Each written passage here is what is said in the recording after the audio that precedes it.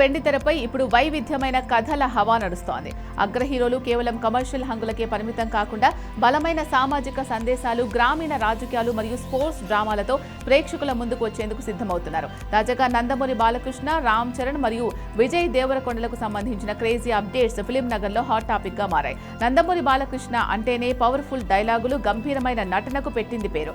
రాజకీయ అంశాలతో కూడిన కథలను వెండి తెరపై పండించడంలో ఆయన శైలే వేరు. ప్రస్తుతం బాలయ్య సక్సెస్ఫుల్ డైరెక్టర్ కొరటాల శివ దర్శకత్వంలో ఒక భారీ చిత్రానికి శ్రీకారం చుడుతున్నారు. అధికారానికి ఆశయం తోడైతే అనే ఆసక్తికరమైన ట్యాగ్ లైన్ తోనే ఈ సినిమాపై అంచనాలు ఆకాశాన్ని తాకాయి. ఈ చిత్రం బలమైన సామాజిక సందేశంతో కూడిన యాక్షన్ డ్రామాగా రూపొందుతోంది. తాజా సమాచారం ప్రకారం ఇందులో బాలయ్య ఒక శక్తివంతమైన రాజకీయ నాయకుడిగా కనిపించనున్నారు.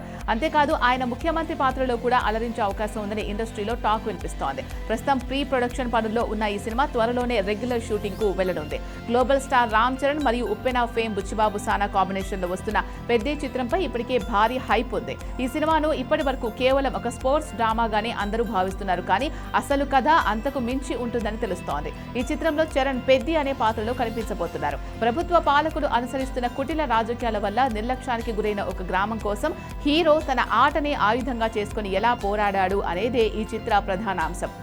ఒక ఊరి ఎమోషన్ను, దాని చుట్టూ అల్లుకున్న రాజకీయ చీకట్లను బుచ్చిబాబు ఎలా ఆవిష్కరించబోతున్నారో తెలియాలంటే జూన్ 4వ తేదీ వరకు వేచి చూడాల్సిందే.